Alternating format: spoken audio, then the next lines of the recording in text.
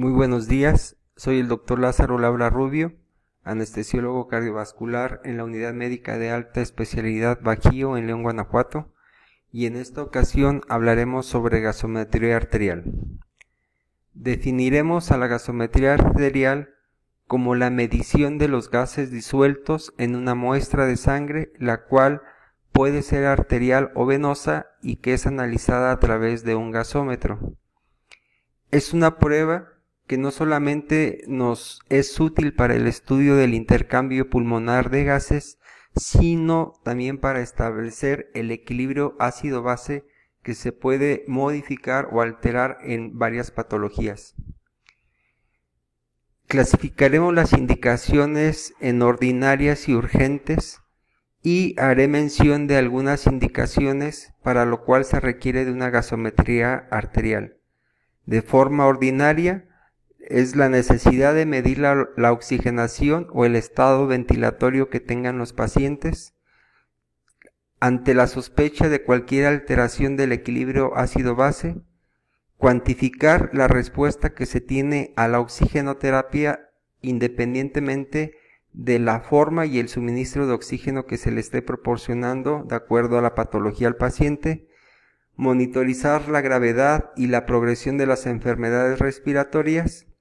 De forma preoperatoria es un parámetro muy importante, sobre todo en aquellos pacientes que se les va a hacer resección pulmonar, ya sea lobectomía o neumonectomía, y en las salas de hemodinamia es una herramienta muy útil, sobre todo para el diagnóstico de algunas cardiopatías congénitas o valvulares. Algunas indicaciones de urgencia: el paro cardiorrespiratorio, el broncoespasmo, sobre todo aquel que cursa con signos de insuficiencia respiratoria, la enfermedad pulmonar obstructiva crónica agudizada, la tromboembolia pulmonar, la neumonía con signos de insuficiencia respiratoria, la insuficiencia cardíaca congestiva, cualquier estado de shock, la descompensación diabética, principalmente la cetoacidosis diabética, algunas intoxicaciones agudas, y pudiera enumerar infinidad de patologías en las cuales una gasometría nos va a ser de suma importancia. Hay que recordar algunos aspectos fisiológicos importantes que ya fueron mencionadas por mis compañeros en algunas pláticas anteriores y que, bueno, son importantes y sería importante retomar estos conceptos. La ventilación alveolar tiene 3 puntos muy importantes: la difusión alveolo-capilar, la relación ventilación-perfusión y la perfusión capilar, ya que esta ventilación alveolar, cuando presenta alguna alteración en estos 3 componentes, nos puede provocar un desequilibrio tanto en la oxigenación y una repercusión en el equilibrio ácido-base. Es importante también recordar las presiones tanto de CO2 que existen a nivel alveolar y a nivel capilar. En condiciones normales, la presión alveolar de CO2, su valor normal es de 40 milímetros de mercurio, mientras que la presión alveolar de oxígeno es de 104 milímetros de mercurio. A nivel capilar vamos a tener 2 porciones, la presión precapilar y la porción postcapilar.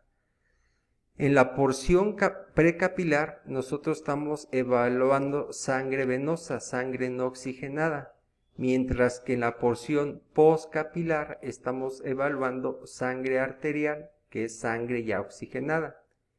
En la las presiones venosas de CO2 a nivel precapilar es de 45 milímetros de mercurio, mientras que la presión venosa de oxígeno a nivel precapilar es de 40 milímetros de mercurio. A nivel postcapilar, la presión arterial de oxígeno es de 104 milímetros de mercurio, mientras que la presión arterial de CO2 es de 40 milímetros de mercurio. Aquí estamos hablando de sangre venosa no oxigenada y sangre arterial oxigenada.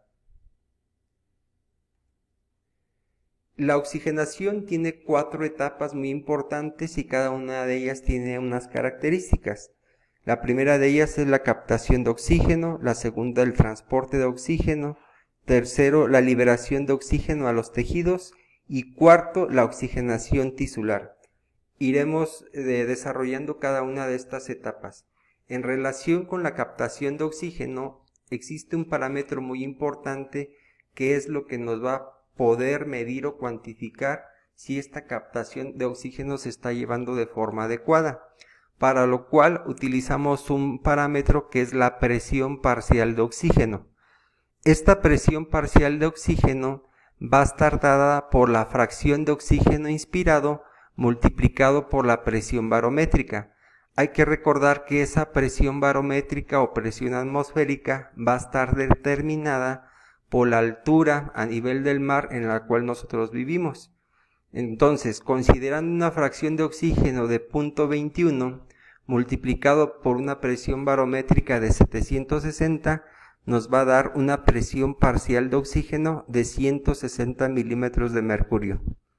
Hay que recordar que a mayor altura nuestra presión barométrica va a estar disminuida, mientras que nuestra fracción inspirada de oxígeno se va a mantener, de tal manera que nosotros podemos obtener a través de la gasometría arterial algunos parámetros que nos van a ser útiles para hacer el cálculo de esta captación de oxígeno. Dejaré este link, que es el link de donde ustedes pueden consultar la presión atmosférica o barométrica del lugar donde viven, y para lo cual les va a pedir dos valores, que es la altura sobre el nivel del mar donde ustedes radican y la temperatura al medio ambiente. Esta calculadora de Excel nos va a poder determinar la presión barométrica que existen en las ciudades independientemente de donde ustedes radiquen. Otra de las etapas es la captación de oxígeno. Esta captación oxígeno la podemos valorar a través de un parámetro que es el gradiente alveolo arterial de oxígeno. Este gradiente alveolo arterial de oxígeno nosotros lo podemos calcular a través de la siguiente fórmula. El FiO2 multiplicado por la presión barométrica menos la presión de vapor de agua menos la presión arterial de CO2 dividido entre el cociente respiratorio. De estos parámetros, los que se van a modificar, pues es la presión barométrica. Esto va a depender del lugar en donde vivamos, y vamos a tener dos constantes: la presión de vapor de agua a nivel alveolar, que en condiciones normales es de 47, y el cociente respiratorio, que un valor normal es de 0.8. Y de ahí tenemos otros dos valores, los cuales pueden ser modificables, que es la fracción inspirada de oxígeno y la presión arterial de CO2. Un gradiente alveolo arterial de oxígeno se considera de 10 a 15 milímetros de mercurio, pero aquí lo más importante es establecer para qué nos es útil este gradiente. Bueno, este va a ser de gran utilidad para diferenciar si la insuficiencia respiratoria que tenga el paciente es de causa pulmonar, con lo cual se va a traducir en un gradiente alveolo arterial mayor a 20 milímetros de mercurio. Sin embargo, si este gradiente alveolo arterial de oxígeno se encuentra normal, entonces estaríamos hablando que la causa de la insuficiencia respiratoria es de origen extrapulmonar. Otra de las etapas es el transporte de oxígeno. El transporte de oxígeno lo definiremos como la cantidad de oxígeno que es transportado por cada litro de sangre arterial. Hay que recordar que por cada gramo de hemoglobina, esta puede unirse a un máximo de 1.34 mililitros de oxígeno. En algunas referencias esta constante la pueden encontrar como 1.36. Sin embargo, esta hemoglobina, no todos los tipos de hemoglobina tienen la capacidad de transportar oxígeno. La porción de hemoglobina o los tipos de hemoglobina que se encargan de transportar oxígeno está principalmente la oxihemoglobina y la desoxihemoglobina. mientras que las hemoglobinas que no transportan oxígeno son las dishemoglobinas, dentro de las cuales se encuentra la carboxihemoglobina, la metahemoglobina y la sulfohemoglobina. Sin embargo, estas no transportan oxígeno. Otro aspecto muy importante es la liberación de oxígeno hacia los tejidos y que va a estar determinada por la afinidad de la hemoglobina por el oxígeno a través de dos parámetros, que es la saturación de la hemoglobina y la presión parcial de oxígeno, lo cual nuestras curvas nos las pueden disminuir o nos las pueden incrementar. Entonces, dentro de los factores que pueden hacer que disminuya esta curva, es estados de hipotermia, disminución de la presión de CO2, la disminución en la producción de 2,3-difosfoglicerato o el incremento del pH. Mientras que las causas que nos pueden incrementar es la hipertermia, el incremento de la presión de CO2, el aumento del 2,3-difosfoglicerato y la disminución de mi pH. Otra de las etapas es la oxigenación tisular y esta está estrechamente relacionada con los niveles de lactato, que en condiciones normales oscilan entre 0,5 a 2 milimoles por litro. ¿Cuándo se va a incrementar estos niveles de lactato? Bueno, estos niveles aumentan cuando la producción de lactato es superior a la eliminación, con lo cual nos va a dar un fenómeno que se llama acidosis láctica. Esta acidosis láctica la tenemos, hay de dos tipos: la tipo A, que está relacionada o asociada a hipoxia tisular y que nos produce una disminución de la disponibilidad del oxígeno, ya sea en estados de choque o paro cardiorrespiratorio, y la acidosis láctica tipo B, en la cual hay una perfusión normal de los tejidos y una oxigenación adecuada, pero esta va a estar producida por un incremento en la producción de piruvato y lactato. Sobre todo esto se ve cuando hay un importante crecimiento celular, sobre todo en algunos tipos de cánceres. Existen varios sitios de punción por los cuales podemos obtener una gasometría, pero quizá tres de los más utilizados en orden de importancia, pues es a nivel de la arteria radial, la arteria humeral, a nivel de la fosa anterocubital y la arteria femoral a nivel inguinal. Para esto, pues quizá uno de los sitios más comunes en los cuales se hace la toma de la muestra de gasometría arterial, pues es la arteria radial. Sin embargo, por ejemplo, en algunos procedimientos o incluso en las salas de hemodinamia, en donde se hace un abordaje de la arteria femoral, pues nos es útil no solamente para tomar gasometría, sino para estar monitorizando de forma continua nuestra presión arterial invasiva. Entonces, para poder realizar una gasometría arterial, previamente a los pacientes se le tiene que hacer una prueba de Allen o test de Allen. Este test de Allen es utilizado para valorar el estado de la circulación de la arteria colateral cubital al arco palmar y suele realizarse previo a la realización ya sea de una punción arterial radial o la realización de un cateterismo. ¿Cómo la vamos a realizar? Bueno, consiste en pedir al paciente que cierre la mano y mientras el médico o la persona que esté a cargo de tomar la muestra de gasometría arterial va a comprimir a nivel de las arterias cubital y radial, observando cómo la palma de la mano adquiere un tono blanquecino, lo cual va a estar dado por la obstrucción del flujo arterial tanto radial y cubital. Posteriormente se libera la presión de la arteria cubital y se observa al mismo tiempo que tarda en conseguir un color normal a la piel o ya una vez que se restablece ese flujo.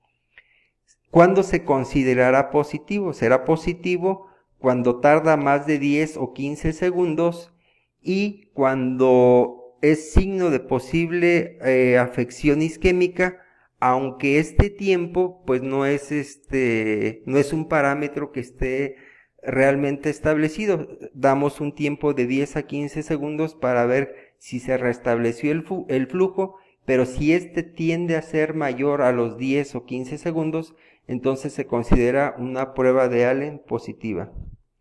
Existen algunas causas de error al momento de la toma de la gasometría arterial y que estos es importante que lo consideremos, sobre todo porque nos puede modificar nuestros valores que queremos obtener.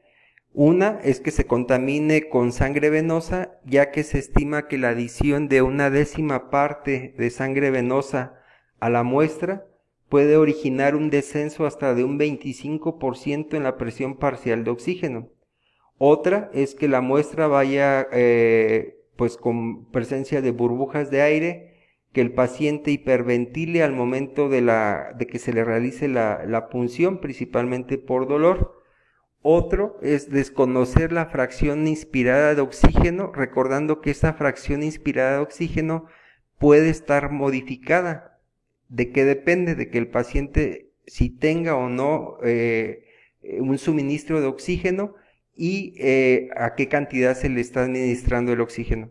Otra, que se exceda en el uso de heparina en la jeringa en la cual se va a tomar la muestra, que la muestra entre en contacto con aire y una parte muy importante es el tiempo que tardamos entre que se obtiene la muestra y se procesa la muestra, la cual no debe superar más de los 15 minutos. Algunas de las complicaciones más frecuentes al momento de obtener la gasometría arterial, pues bueno, en el paciente que está despierto, pues obviamente el dolor por muchas veces no poder obtener la muestra al primer intento. Segundo, la producción de algún hematoma. Tercero, producir un espasmo a nivel de la arteria radial. 4, la hiperventilación del paciente, ya sea por miedo o por dolor a que se le tome la muestra. El traumatismo de la arteria radial por la aguja, o en casos más severos sería una trombosis de la arteria radial. Si bien no existe una contraindicación absoluta para la toma de gasometría, puesto que siempre se da el riesgo-beneficio y sobre todo la importancia de contar con este recurso, sí hay algunas referencias que marcan 3 principales contraindicaciones, pero que pues obviamente dependiendo la patología que se esté tratando, pues va a ser importante considerarlas. La primera contraindicación sería tener pues una prueba de Allen positiva. La segunda, una evidencia de enfermedad vascular periférica o alguna infección en el sitio donde vamos a tomar la muestra de la gasometría arterial, o que el paciente cuente con alguna coagulopatía o esté en tratamiento con una alta dosis de anticoagulante. Dentro de los valores normales de la gasometría, vamos a tener valores para la muestra arterial y para la muestra venosa. Para la muestra arterial, el pH se va a encontrar, o su rango normal es de 7.4, con un mínimo de 7.35 y un máximo de 7.45. Una presión de oxígeno en milímetros de mercurio de 80 a 100, una saturación de oxígeno mayor al 95%, una presión de CO2 de 35 a 45 milímetros de mercurio, un bicarbonato de 22 a 26 miliequivalentes por litro y un exceso de base de menos 2 o más 2. Mientras que para la sangre venosa tenemos un valor normal de pH de 7.36 con un valor mínimo de 7.31 y un máximo de 7.41, una presión de oxígeno de 35 a 45 milímetros de mercurio, una saturación de 60 a 80%, una presión de CO2 de 42 a 55 milímetros de mercurio, un bicarbonato de 24 a 28 miliequivalentes por litro y un exceso de base de menos 2 a más 2. Dentro de los parámetros básicos que hay que considerar para una gasometría, tenemos primeramente la concentración plasmática de hidrogeniones, lo cual va a ser el principal indicador de la gravedad de este trastorno. modificando nuestro pH con rangos normales mínimo de 7.35 a 7.45. El segundo parámetro básico va a ser la presión de CO2, lo cual indica la respuesta respiratoria, y vamos a considerar algunos valores críticos, sobre todo cuando se encuentre menor a 20 milímetros de mercurio o mayor a 70 milímetros de mercurio. Y esto es muy importante, sobre todo en la parte anestésica, de estar monitorizando en algunos tipos de cirugía de forma continua o de forma segura la presión de CO2. Otro parámetro básico es medir el bicarbonato, lo cual indica el estado del sistema tapón o buffer, y con los valores de referencia que ya habíamos comentado. El cuarto parámetro básico es el anion gap, el cual pues es una diferencia entre las principales cargas positivas y negativas del plasma, con valores normales de entre 12 más menos 14 miliequivalentes por litro, y que más adelante vamos a revisar la fórmula y en qué casos este anion gap se puede incrementar o se encuentra normal. Esta es una hoja de un programa de Excel, el cual, para el que le guste tenerlo, me pueden mandar un correo electrónico o lo adjuntaré a esta plática, el cual es muy práctico porque pues es una hoja de Excel en donde únicamente nos va a pedir que ingresemos algunos valores. Por ejemplo, la presión barométrica, peso y talla del paciente. Nos calcula de forma automática la superficie corporal, y vamos a poder ingresar a esta hoja de cálculo algunos parámetros hemodinámicos y respiratorios. Para los que tenemos o los que colocamos en cirugía de cardio, en hemodinamia, catéter de Swan-Ganz, pues a través del catéter de Swan-Ganz podemos obtener algunos parámetros hemodinámicos, pero de forma automática nos va a hacer un taller, que es el taller gasométrico y el taller hemodinámico. En mi plática de fisiología de corazón revisamos algunos de los valores normales y de las fórmulas para hacer los cálculos del perfil hemodinámico, pero en este programa de Excel pues también nos hace una medición del taller gasométrico con diferentes valores: la presión inspirada de oxígeno, la presión alveolar, el gradiente alveolar de oxígeno, el consumo de oxígeno, etcétera. Entonces adjuntaré a esta plática el archivo de Excel para quien lo quiera tener en su dispositivo y hacer sus cálculos de forma directa, o mandarme un correo electrónico para hacérselo llegar. Entonces, ante cualquier trastorno ácido-base, nosotros tenemos que hacernos 3 preguntas.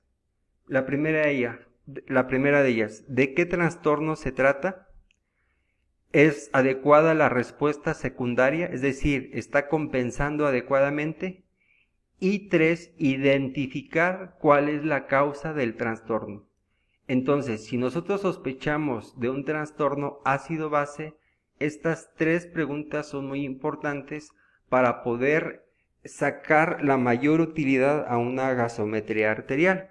Hay que recordar que existen algunos gasómetros que no solamente nos dan parámetros de oxigenación y de equilibrio ácido-base, sino también nos dan valores de hemoglobina, hematocrito, determinación de sodio, calcio, pero siempre hay que sacar el mayor provecho de la gasometría arterial.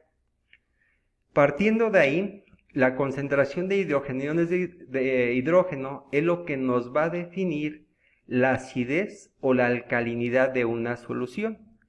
En condiciones normales, pues esta es muy baja, por lo que se expresa habitualmente con esta fórmula, que es el pH es igual al logaritmo de 1 entre la concentración de hidrogeniones, con lo cual nos da un valor de 7.4. El pH, por tanto, es el resultado de la relación que existe en un líquido entre las concentraciones de ácidos y álcalis que se encuentran en una persona o en el organismo, de tal forma que hay 2 componentes que me van a modificar mi pH: el componente metabólico, que va a estar dado por el bicarbonato, y mi componente respiratorio, que va a estar dado por el CO2. La alteración, ¿dónde puede haber alteración? Entonces puede haber alteración del pH, puede haber alteración de mi componente metabólico o puede haber alteración de mi componente respiratorio, como lo vamos a ver a continuación.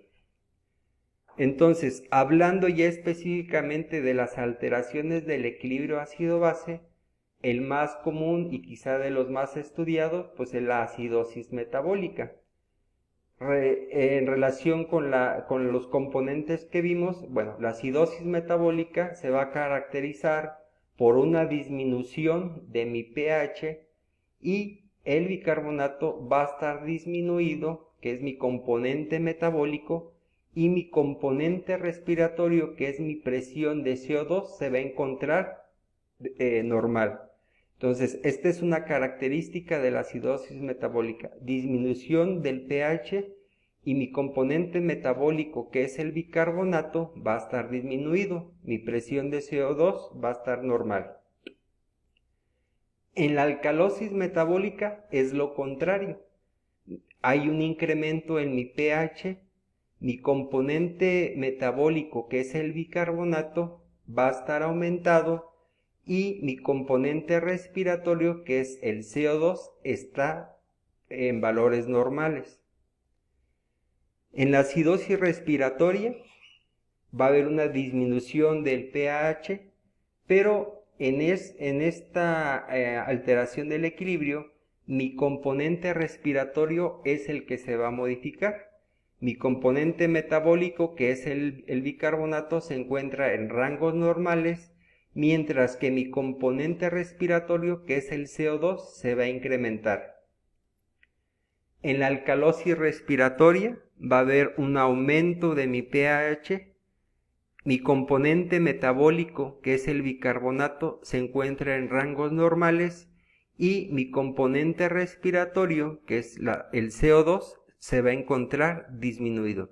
Y estas van a ser las cuatro alteraciones principales que se derivan del desequilibrio ácido-base. Entonces tenemos acidosis metabólica, alcalosis metabólica, acidosis respiratoria, alcalosis respiratoria. Hay que recordar que tenemos un pH, un bicarbonato, que es el componente metabólico, y una presión de CO2, que es el componente respiratorio. En la acidosis metabólica hay una disminución en el pH con una disminución de mi bicarbonato y mi presión de CO2 está en rangos normales. En la alcalosis metabólica hay un aumento en mi pH, hay un aumento en el bicarbonato y mi presión de CO2 se va a encontrar normal.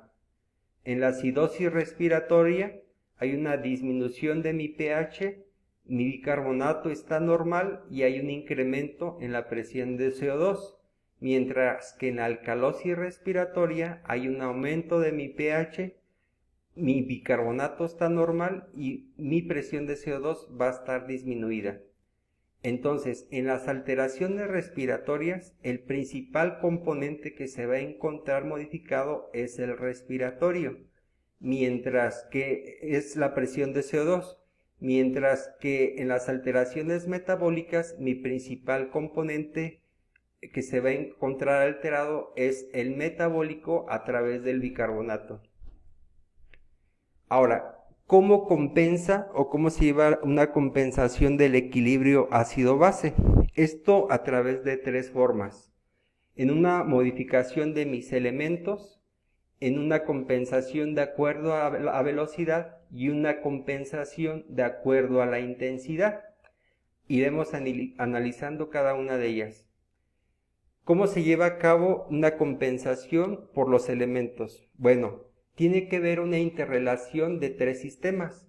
Uno de ellos, el principal, que es los amortiguadores que hay a nivel intra y extracelular, la eliminación respiratoria de ácido volátil y la excreción renal de ácido y reabsorción de bicarbonato. Esta compensación es de suma importancia, de tal manera que cuando hay una sobrecarga de hidrogeniones, tenemos el tapón extracelular, que principalmente es el bicarbonato plasmático, y la respuesta que va a tener va a ser inmediata. El tapón o el principal tapón intracelular son las proteínas y los fosfatos, y su respuesta va a ser de entre 2 a 4 horas.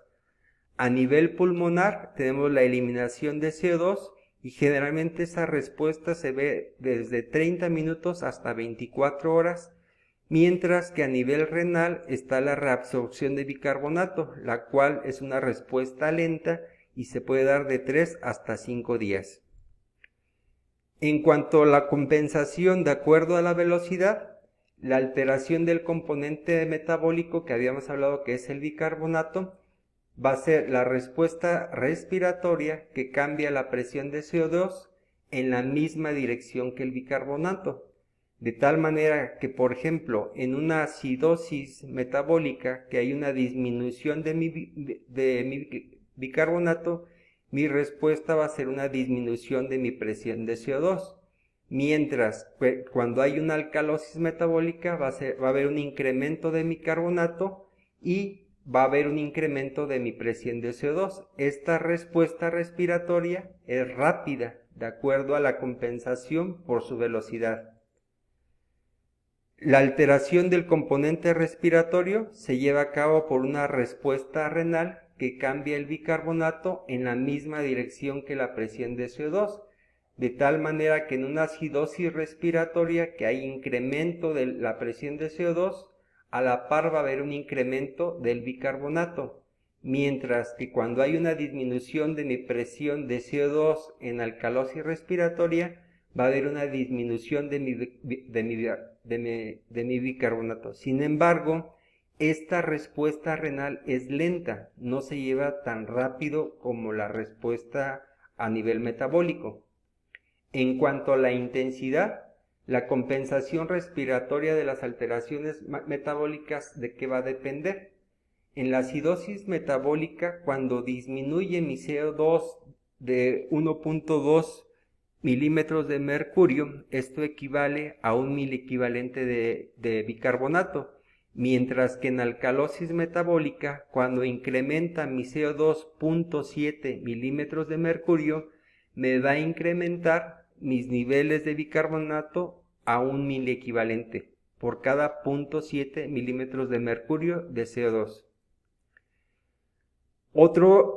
La compensación metabólica de las alteraciones respiratorias de acuerdo a la intensidad. En acidosis respiratoria aguda, por cada incremento del bicarbonato de 1 miliequivalente, me va a incrementar 10 milímetros de mercurio mi presión de CO2, mientras que en acidosis respiratoria crónica, por cada 4 miliequivalentes de bicarbonato, me va a incrementar 10 milímetros de mercurio mi presión de CO2. En alcalosis respiratoria aguda, por cada disminución de 2 miliequivalentes de bicarbonato, me disminuye 10 milímetros de mercurio de mi presión de CO2, y en alcalosis respiratoria crónica, por cada 4 miliequivalentes de bicarbonato, me van a disminuir 10 milímetros de mercurio de mi presión de CO2. Otro parámetro importante es el cálculo del anion gap. El anion gap es la diferencia entre el número de cargas positivas y negativas que hay a nivel plasmático. ¿Cómo lo vamos a calcular? Bueno, el anion gap va a ser igual a la determinación de sodio más potasio menos los niveles de cloro más bicarbonato, y esto nos va a dar un valor normal de 8 a 12 miliequivalentes por litro. Aquí los cationes va a ser el sodio y el potasio, mientras que los aniones va a ser el cloro y el bicarbonato. Ahora, ¿para qué es importante conocer el anion gap?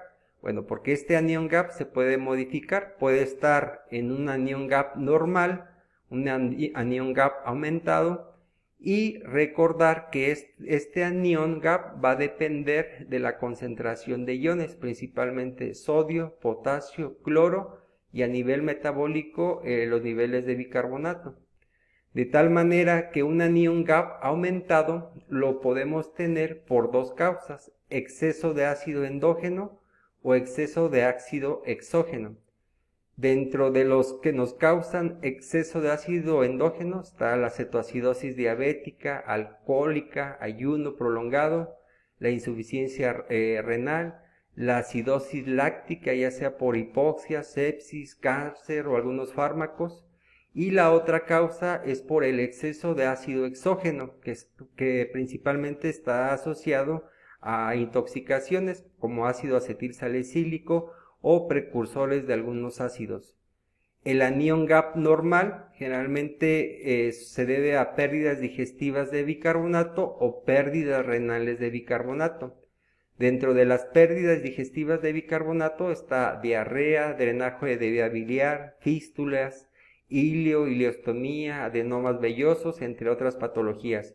Mientras que las pérdidas renales de bicarbonato está asociada a acidosis tubular, ureteroileostomía o ureterosigmoidostomía.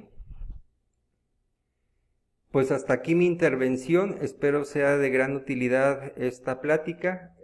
Muchas gracias.